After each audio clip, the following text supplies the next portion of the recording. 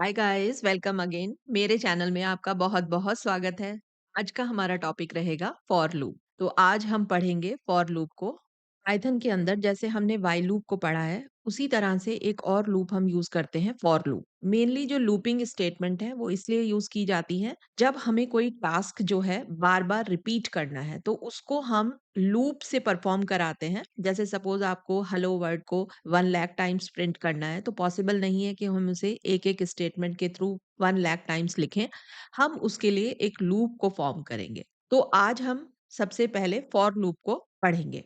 देखिए, for loop का जो सिंटैक्स है, वो इस तरह से होने वाला है। फॉर और यहाँ पर आप लेंगे कोई भी वेरिएबल नेम। इन रिजर्व वर्ड है, ये ऐसे ही लिखा जाएगा और यहाँ पर आएगा हमारा सीक्वेंस डेटा। और ये है फॉर लूप के अंदर हमारी स्टेटमेंट्स। स्टेटमेंट सिंगल स्टेटमेंट भी हो सकती है, ब्लॉक ऑफ कोड भी हो सकता है, जो इस लूप के अकॉर्डिंग आपको परफॉर्म कराना है। ये फॉर लूप हमारा काम कैसे करता है? देखिए, फॉर वेरिएबल, ये यूजर डिफाइंड वेरिएबल नेम है। हम इसे डिफाइन करेंगे, कोई भी वेरिएबल हम ले सकते हैं, आई ए बी। इन, ये ऐसे ही रिजर्व वर्ड होगा हमारा। और यहाँ पर ये हमारा है सीक्वेंस डेटा। सीक्वेंस डेटा से मतलब है, जैसे हमारे पास सीक्वेंशियल डेटा किस किस तरह के होते हैं। स्ट्रिंग हमारे पास एक सीक्वेंशियल डेटा होता है, लिस्ट हमने पढ़ा है, लिस्ट हमारे पास सीक्वेंशियल डेटा है, और टपल हमारे पास सीक्वेंशियल डेटा है। तो जब ये वेरिएबल, देखिए मैं यहाँ पर क्या करती हूँ, यहाँ पर हम एक लिस्ट ले लेते हैं और उसके अकॉर्डिंग हम अपने फॉर लूप को समझेंगे। यहाँ पर मैंने एक लिस्ट ली जिसमें वैल्यूज हैं 3, 5, 8। ये मेरे पास 3 वैल्यूज हैं। अब ये लिस्ट है यहाँ पर, क्योंकि यहाँ पर मैंने स्क्वायर ब्रैकेट्स में ऐसे वैल्यूज को लिखा है। तो सबसे पहले क्या होगा, जो वेरिएबल की वैल्यू होगी यहाँ पर, वो 3 होगी। जो भी यहाँ पर सीक्वेंस में आपके पास डेटा है, ये वेरिएबल की वैल्यू ही 3 बन जाएगी। 3 मतलब फॉर वेरिएबल इन 3, तो 3 के लिए ये हमारा सारा जो है एग्जीक्यूट होगा और फिर कंट्रोल वापस फॉर लूप पर जाएगा। अब वेरिएबल की वैल्यू जो नेक्स्ट वैल्यू है वो बन जाएगी। अब वेरिएबल की वैल्यू है 5 और ये सारी स्टेटमेंट्स यहाँ पे एग्जीक्यूट होंगी। नेक्स्ट वेरिएबल की वैल्यू बन जाएगी 8 और फिर सारी हमारी स्टेटमेंट्स एग्जीक्यूट होंगी। अब फिर यहाँ पर, अब वेरिएबल के लिए यहाँ पर कोई भी वैल्यू नहीं है, तो यहाँ से अब हमारा लूप टर्मिनेट हो जाएगा और हमारा जो प्रोग्राम काउंटर है वो बाहर होगा। तो एक बार हम इसको एग्जाम्पल से अब समझते हैं। फॉर लूप के हेल्प से हम इस सीक्वेंशियल डेटा को प्रिंट कराते हैं सबसे पहले। तो यहाँ लिखें प्रिंट और वेरिएबल, क्योंकि सीक्वेंशियल डेटा हमारा वेरिएबल के थ्रू प्रिंट हो जाएगा यहाँ पर। और यहाँ पर देखिए, आपको इंडेंटेशन का ध्यान रखना है। फॉर लूप के अंदर ये मैंने स्टेटमेंट दी है यहाँ से, प्रिंट वेरिएबल। और ये अब हमें आउटपुट क्या मिला है यहाँ पर, ये जो भी हमारा सीक्वेंशियल डेटा है, ये हमें आउटपुट मिला है। यहाँ पर एक लिस्ट डिफाइन की है हमने नेम्स के लिए, और इस लिस्ट को यहाँ पर हम प्रिंट करा रहे हैं। यहाँ पर हमने सीक्वेंशियल डेटा में सीधा लिस्ट का नाम यहाँ पे मेंशन किया है। तो रन करें प्रोग्राम को। तो इस तरह से हमारे पास सारे जो नेम्स हैं लिस्ट के अंदर से, वो यहाँ पर प्रिंट होकर आ गए हैं।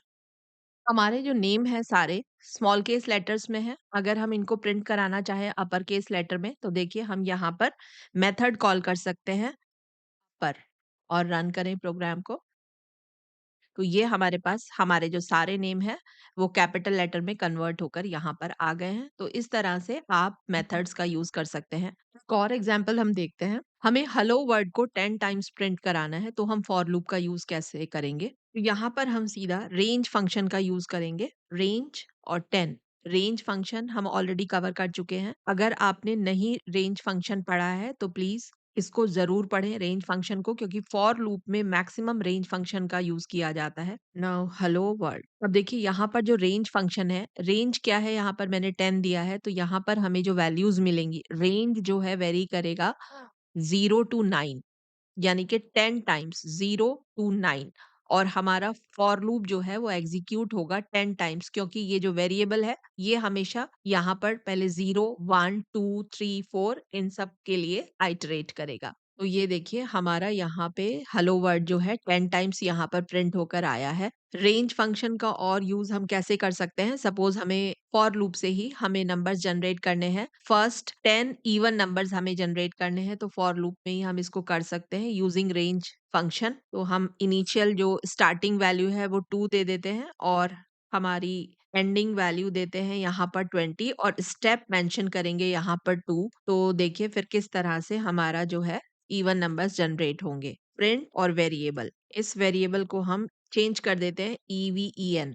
इवन मैं इसका नाम दे देती हूँ वेरिएबल का। तो यहाँ पर ये भी हमें चेंज करना होगा। रन करें प्रोग्राम को। तो ये हमारे अच्छा, यहाँ पर देखिए हमें मेंशन करना होगा 22 कर देते हैं, क्योंकि फर्स्ट 10 इवन नंबर्स हम जनरेट कर रहे हैं। तो अब हमें ये फर्स्ट 10 इवन नंबर्स यहाँ पर जनरेट होकर मिले हैं। अब टाइम है एक प्रैक्टिस प्रोग्राम का। Now write a program to print cubes of numbers from 5 to 12.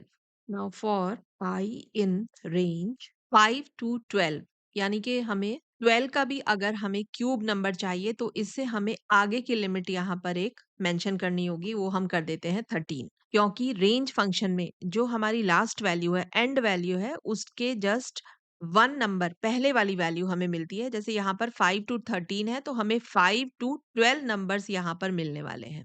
Print. तो यहाँ पर हमने लिया है फॉर आई इन रेंज 5 13। 5 13 मैंने यहाँ पर क्यों डिफाइन किया है? क्योंकि 5 से वैल्यू स्टार्ट होंगी और 12 तक जाने वाली है। 13 वैल्यू हमें नहीं मिलती है, 13 से पहले वाली। तो रेंज हमें क्या मिलेगी? 5 6 7 up to 12। Print cube of number i, जो भी आई यहाँ पे होगा वो यहाँ पर आएगा इज, और ये हमारा यहाँ पर क्यूब जो है इस तरह से हम निकाल रहे हैं। यहाँ पे हमने एक्सपोनेंट का यूज किया है, आई एक्सपोनेंट क्यूब। तो चलिए रन करें प्रोग्राम को। तो इस तरह से हमें देखिए 5 से लेकर 12 तक सारे नंबर्स के क्यूब यहाँ पर मिल गए हैं। 5 जो आई से जो हमारा रेंज फंक्शन ने जो एलिमेंट्स यहाँ पर जनरेट किए हैं वो है 5 6 7 8 9 10 11 12, और फिर यहाँ पर हमने उस आई को यूज करके ही यहाँ पर हमने क्यूब फाइंड आउट किया है। आई होप हमें फॉर लूप का कॉन्सेप्ट बिल्कुल क्लियर है। रेंज फंक्शन आप एक बार जरूर देख लें, रेंज फंक्शन वाली वीडियो को स्टडी कर लें तो रेंज का सारा जो है लॉजिक क्लियर हो जाएगा। तो चलिए आज का सेशन हम यहीं कंप्लीट करते हैं और दोबारा मिलते हैं नई वीडियो में नए टॉपिक के साथ। तब तक के लिए प्रैक्टिस करते रहिए। प्रैक्टिस के बिना कभी भी आपकी प्रोग्रामिंग लॉजिक इम्प्रूव नहीं होगा। प्रैक्टिस करनी बहुत ज़रूरी है। कंटेंट अगर समझ में आया है, अच्छा लगा है, तो वीडियो को लाइक करना बिल्कुल मत भूलिए और चैनल को सब्सक्राइब ज़रूर करिए। Okay, thank you very much for watching this video.